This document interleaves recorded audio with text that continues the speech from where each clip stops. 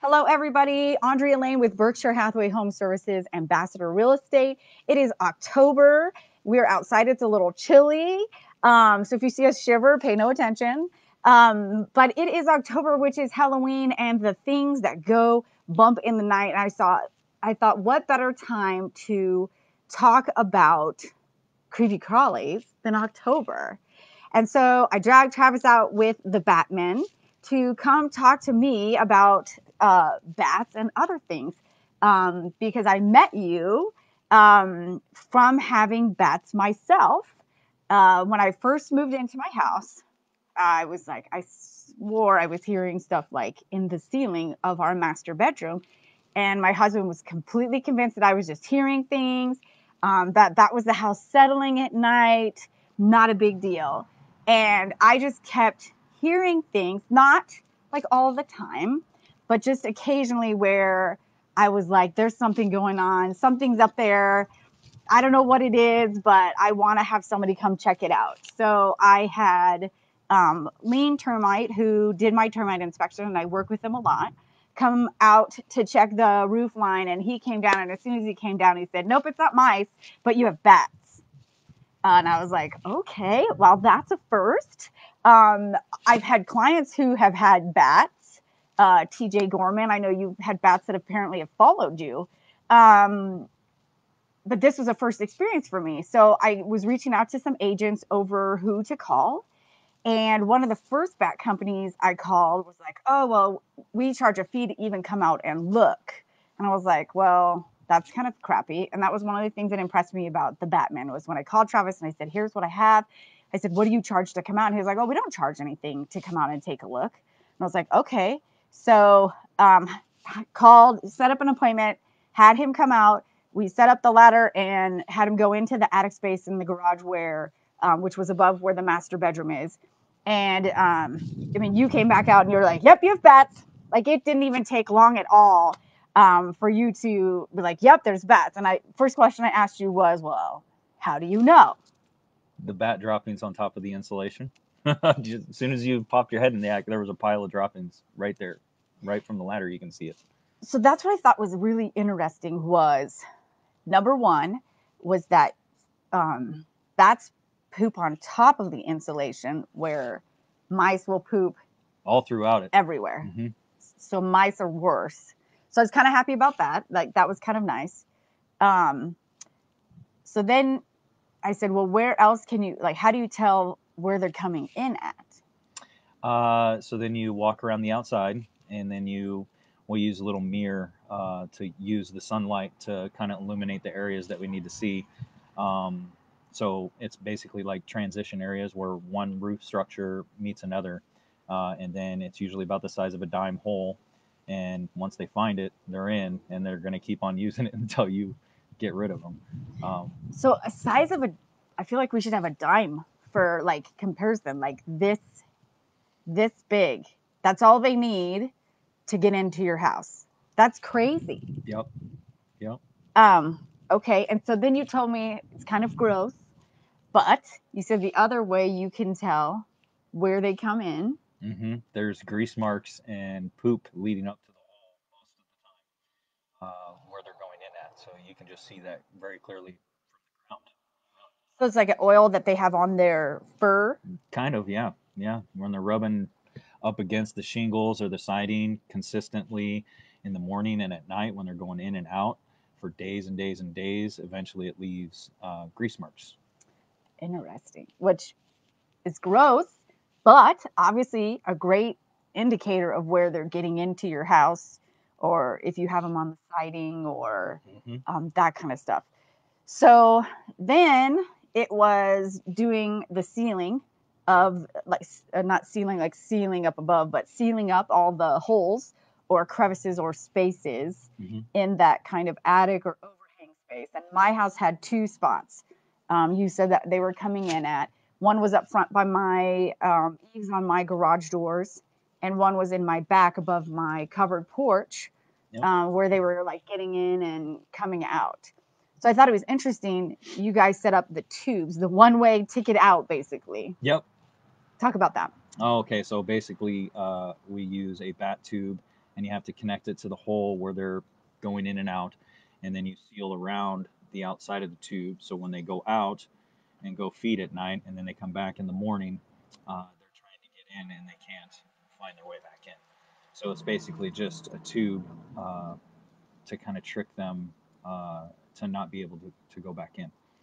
Okay. Because I remember when you set them up, you're like, just be aware there Mm-hmm. might be some bats hanging out on your Yeah. porch or on your back area. And I have dogs, and I was like, oh my gosh, it's gonna make them crazy. Yep. Luckily enough, I didn't see any. But so on average, like how big is like the bats that you see? Like a Oh, hand, or like we talking? about the size of a mouse with wings. Oh, okay, so they're little. Yeah, they're Okay. little. When they, a lot of people think they're huge because when they spread their wings out and fly at them, they see a lot bigger. So, but yeah, about the size of a mouse with wings, a fat mouse with wings. A fat mouse with wings. Okay, okay. Um, what's the biggest bat you've seen? mm, I don't know. I've seen a lot of bats. Um, Like bigger than a mouse? Like a well, rat? no, not even close to that. No, that'd be a different kind of bat, and So in Nebraska, we don't see some of those not crazy. not huge like a fruit bat like you're thinking of, Okay. or anything Only like at the that. zoo. Okay. Yeah, only at the zoo you're gonna see those size of bats. The size of bats are here, you know, about the size of a mouse with their wings, and when they spread them out, they can be about that wide. So that's why they look so big. Okay. Um, but yeah, So now you had said, I say luckily, that my house was easy, um, because it didn't appear that we had that many bats. Because you can tell from the amount of droppings and where the droppings are located, like kind of how many bats somebody has in a house, or yeah, you really can't tell exactly how many are in there, but it just started this year. I mean, there wasn't a ton of droppings up there. There was just a couple piles that we had to clean up after the service was done, but um, they hadn't been up there very long.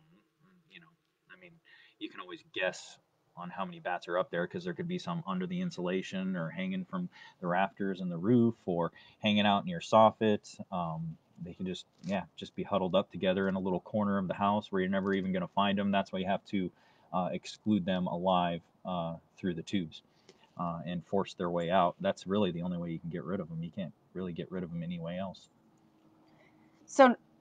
Um, in talking with you, I had like you think you know biology, you think you know some of the stuff that people talk about, but it was interesting in that just bat characteristics that I don't think the common audience knows. And by all means, if you guys have questions, ask questions within the scrolling. I'm going to put in there their Facebook page so that you guys have it while you're talking about this. Um, but the social habits, like Batman is the best way. Like he puts his little beam in the air and his little bat signal. Like that's in some ways how bats are. You said they're very social creatures. They like to hang out in the attic together, yes, and then um, they're going to be huddled up together in the attic and going in and out. I mean, and then each female has up to one bat a year. So bat season starts when the weather gets above 40 degrees in the middle of the night. Pretty much when the bugs are out, the bats are out. Okay. So like late March, April. I mean, when the freezing weather's gone in the middle of the night, and then you go all the way up until May, and then that's when they start having their babies, and then you cannot exclude them because you don't want to kill their babies. So May, June, July, and then once August hits, then you can start excluding them again all the way to October, and then when it starts dropping below that 40 degrees, that's when they start going into hibernation, and then you really can't really do anything with them. I mean, you can do some kind of like prep work throughout the winter. They're not the holes that they're not using, but you got to use leave their main holes open uh, uh, so they can get out and go back in. And then once spring comes, that's when you install the tubes again. So, and that was something I was interesting. I think a lot of us as agents have had, it just blows my mind that you can't touch them May through July. Yeah. They're protected. So I know with my one client, like she was, yeah, I was grossed out, and she was like, "That's not fair. Like they're in my attic space, and who knows what they're doing." Are bats really destructive compared to like mice? Like mice will eat through wires. They'll do do that kind of stuff. Are bats as much that, or are they just there kind of for the space, the warmth, the They're there for the space, the warmth, the house. I mean, it's their home now too once they get in there. But they can be just as destructive as mice. So okay, their urine and their droppings can destroy your insulation. So like if you left the bats up there, like at your house okay? for several years, I mean, you would have ended up having to replace all the insulation. So you remove the insulation, then you put in a mold resistant paint, and then you blow new insulation in, and that can be very pricey. Uh, I've to had deal with. that. I've had that once because I think they knew they had bats, but they didn't do anything about it. Poor Brent, my home inspector, who had to go up into that attic space, where it was just they had tape over the attic access, so I think they knew They know something what was was up going there. on. Knew something was up there. Yeah. So, but you guys don't just, I mean, bats are kind of your main thing. So little social creatures. And so what, like with us, you said at any given time, there's at least 5 to 6 bat families in a neighborhood. Like, so if I have bats, my neighbor or somebody within what kind of vicinity? Oh, they could be anywhere, anywhere with holes or transitions. Up on the roof, there's going to be bats. I'd say, you know, a lot of bats that are in this neighborhood, people don't even know they're having them yet, and that's why we give free inspections. I mean, you don't want to just go out and charge everybody for an inspection just to come out. So we go out and do inspections into people's attics, figure out what they got, and then give them the estimate, and then they can decide what they want to do from there. But yeah, as far as the bats hanging out, yeah, I your neighbor across the street probably has bats just by looking at their transitions on the roof from here. So, I mean, a lot of those areas don't get sealed up. A roofer's job is to keep weather out, not to keep animals out. So it's never the roofer's fault. I mean, don't be blaming your roofer if you got animals getting into your house. It's usually just some kind of a transition or hole that's going in, and it's just the roofer's doing their job, and then we come in and do our job. So their expertise is to keep the weather out. Our expertise is to keep the animals out. What other animals have you seen in like attic spaces besides bats? Oh, raccoons, squirrels, mice will be in your attic too. They'll lay nests in your attic. Bugs. We deal with a lot of bugs, like yellow jacket gnats up high on the corners of houses and stuff like that. Um, Anything you can really think of, I've found it in an attic. Okay, so I just had a house where my seller had a bat house outside, and you said keep it. Heck yes, keep it. They're good for the environment. I mean, one bat can eat up to 10,000 mosquitoes in a night. I mean, you're talking their full body weight in mosquitoes in one night. So that the less pesticides out in your yard that you have to spray, the better. I mean, so if you have a bat house out in your backyard, by all means keep it. It's good for the bats and the environment. So if somebody was thinking about putting together a bat house, like what are I mean, because to me, if you didn't say it was a bat house, I would have just thought it was a bird house. So is there something in the structure like specific to a bat house, or Not really. It's almost like a birdhouse, except they enter in from the bottom, okay, and then it's really skinny. And they go up in there and they just kind of huddle together throughout the day, and then at night they drop out the bottom and go fly around and do their business. The only thing you got to worry about is their droppings accumulating at the bottom of that pole that you're going to be attaching it to. So you want to put it somewhere where you're really not going to be around their stepping? droppings. Yeah, you don't want it once that dust, that poop gets in the air. You don't want to be breathing that stuff in. So like you said they go up through the bottom. Um, do you put like a shelf or something in it? Like Oh, they'll just hang upside down on the side of your house next to your soffit. So they really don't need okay, that. They can just hang out with their wings and just chill all day long. okay. Um, if somebody suspects that I mean, like, what are other signs that maybe somebody has bats, not necessarily in their roof line, but in a basement or Oh yeah, they'll come in through a basement. So like you'll have your furnace duct work that's going through the center of your house typically, and then electrical wires, plumbing, all that stuff. They'll just kind of fall that stuff down from the attic to go to the basement. So if you see droppings in a corner, it may not necessarily be mice. You could have a bat in the basement trying to oh find his wow. way back out because he really doesn't want to be in the house more than you want him to be in the house. He wants to be outside, hanging out and living his life, his or her life. So, yeah, Interesting. So a raccoon or a squirrel. And now, do you guys take them from the house and you take them somewhere else, or how do you We guys? we usually exclude them with a one-way door. Okay. So we'll put a one-way door on there, force them to go live somewhere else, exactly kind of like a bat. We like to Okay. keep all animals alive. You can't just trap them, relocate them from that space because he's got a food source in the home. So you really don't want to put him out on the street somewhere further down to where he doesn't know what's going on. So typically you have to release them within 100 yards of the property that you exclude them from. So we just put a one-way tube on there. It's a cage. It's like a flap that opens when they go out, and then it Okay. closes behind them. And then they'll be able to find somewhere else to live in the neighborhood. And same thing with the squirrels. We have the little itty bitty one way doors where they go out and they can't come back in. Okay. The only thing we don't do one way doors for is mice. Those guys you have to deal with in a different way. Snap traps, poison, sealing from the outside on the lower part of the house to make sure they don't go and get in.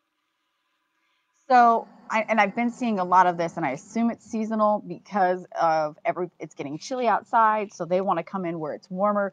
I've been hearing a lot of people talk about moles. I mean, is that more of a summer problem, or? Oh yeah, moles are going to be where the worms are. That's like 90% of their diet. So they do eat grubs and stuff like that too. They're active right now. Okay. They're typically go down below the frost line once it starts freezing out.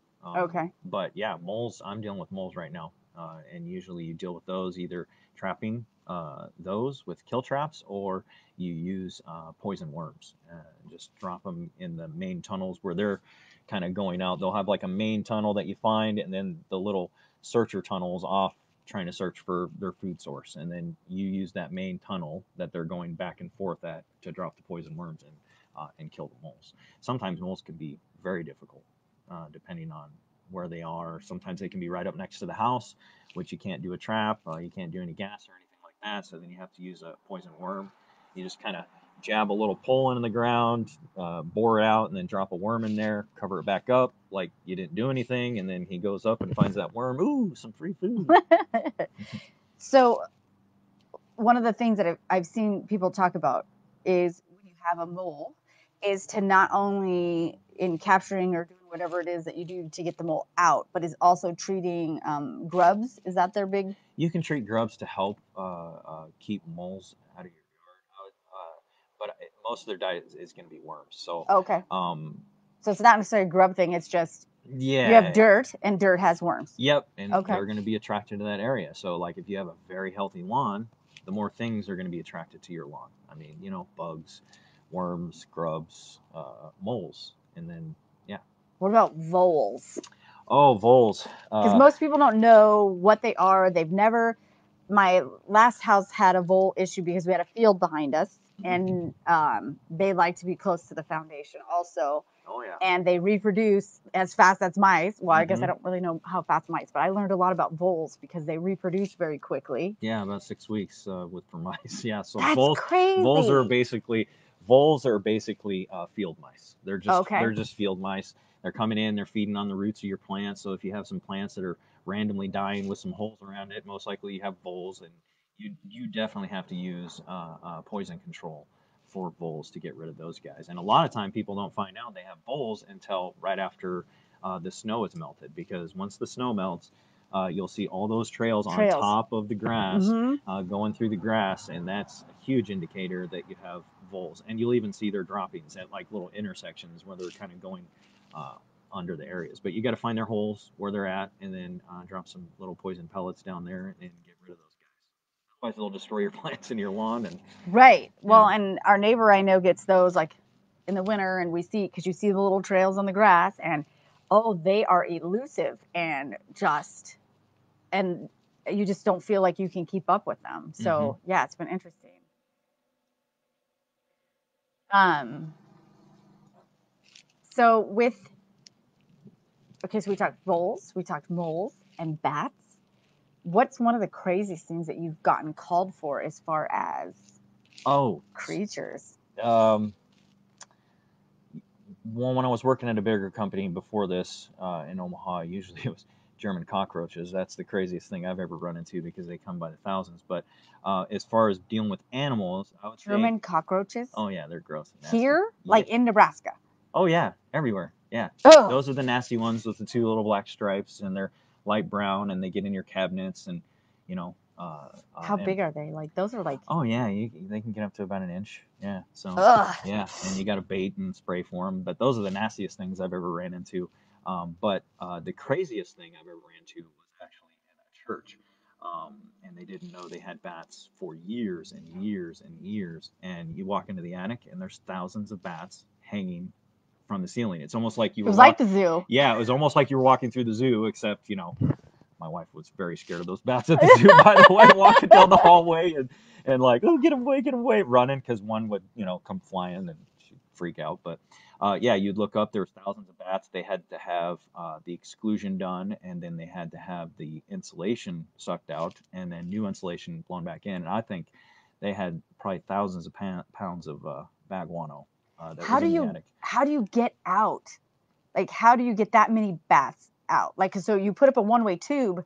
How do you get them out? Like Yeah, so when you're dealing with thousands of bats, there's going to be a lot of entry points going into a structure like that. That's when you're dealing with a church or something like that. There typically is definitely more than one entry point where thousands of bats are hanging out in the attic, and they're just flying around in the daytime. Once you once you walk up in there, they're just swooping around, swooping wondering what the around. heck's going on. So, but you just put multiple one-way doors on the outside. That we call them bat exclusion tubes. You put multiple wherever you find grease marks and droppings and an opening, you put that tube. The bats will go out, they will be unable to come back in. We leave it up for about 2 weeks, and then we come back and take it down.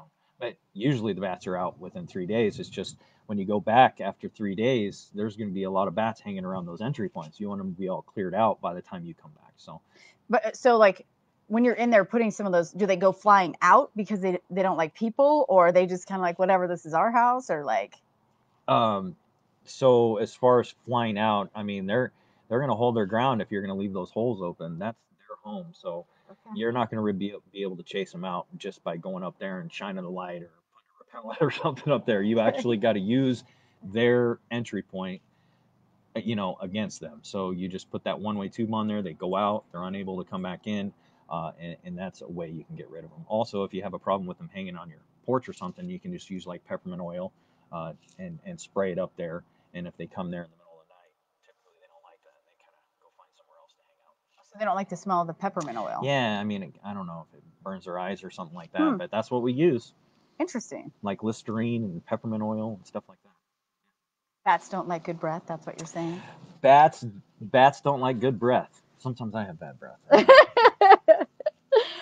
So I added the link on the side. So if you're coming back to this, if you're popping in to catch our video to see who we're talking to, this is Travis.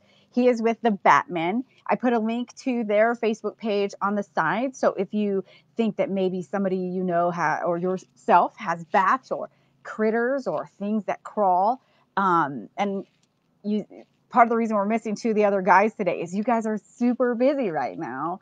Very Um, busy. as Yes. the temperature drops, everybody wants to come in where it's warm. Do you guys ever have to do like spiders or anything, or do you kind of Yeah, we have a pest control guy that does a ton of insects, where he sprays inside, outside. If he ever needs any help on the roofs and stuff like that, we go up there and help him out.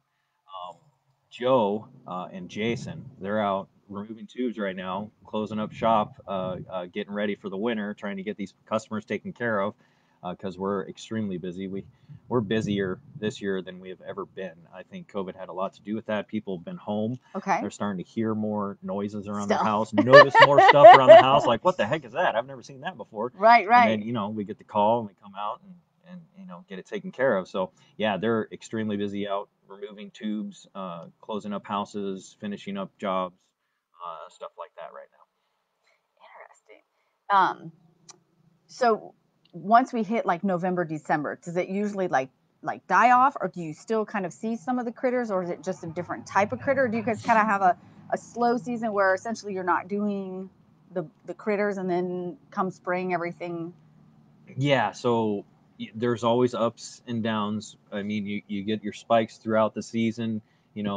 Busy season. I mean, you're going to hear more noises around breeding season for bats and stuff like Okay. that. But once you switch from bat season, I mean, you're going right into other critters looking for coming into Um, I mean, it doesn't really slow down too much. I mean, obviously, yes, the business part of it goes down, but you're still getting calls to come out and check things out. Like I had a bat in my house on a 60-degree weather day in January. He was flying around, and people are freaking out. Well, you can't exclude them at that point in time, especially you Okay. don't want to go on a roof where and snow and ice and stuff like that. So, you sell the service. Basically, you do it in the time frame that you're allowed to during the spring through fall. So but then you're dealing with raccoons that are trying to find a home. I mean, I've as seen a lot of those more so downtown, like Midtown area. I mm-hmm. was driving down and like there's one just coming up the sidewalk like he owned the place. Yeah, Like, yep. They don't care. I mean, they're when you deal with them in the cities, they're more of people call them trash pandas. So okay. they go in,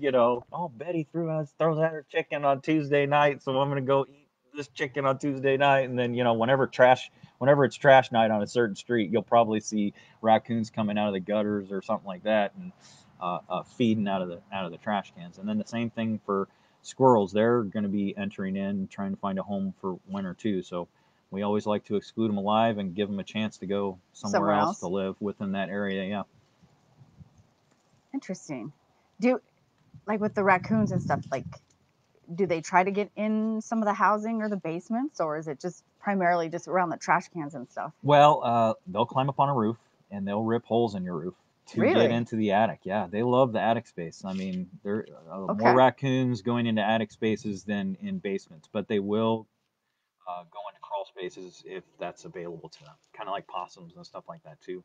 Um, Do you you know, see areas of town that have more raccoons or squirrels, or is it just kind of more well-developed neighborhoods with tons okay? of trees and bushes and shrubs. I mean, there's going to be more activity of animals in all those areas, but all over the city you get called for them. I What about mean, bats? Like, is there like so I'm near a golf course, and I know you'd said something about because of the golf course there tends to be a little more activity of bats. not necessarily. So, Okay.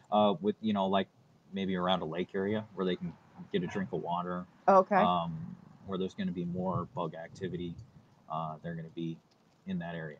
Okay. So, yeah. Okay. So if you're around a lake, check for bats. Oh yeah. Lots of bugs, lots of other animals.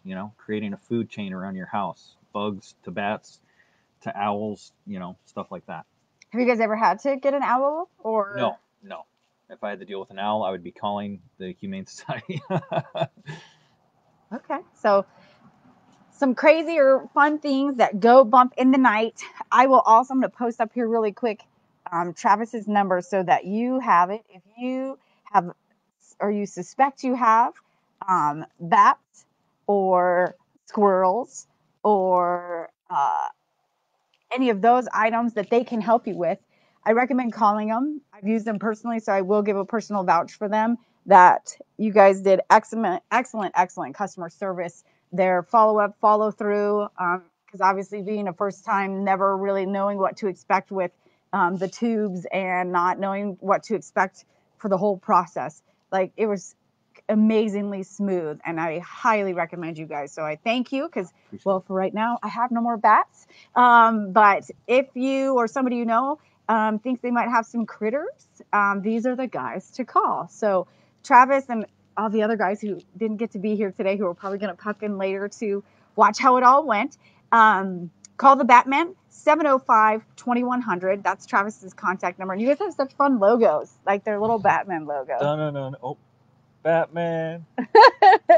So thank you so much. Join us next month in November. We're going to be honoring again some more veteran owned businesses. So join me then right here on Facebook. I'm Andrea Lane with Berkshire Hathaway Home Services, Ambassador Real Estate. Have a great day.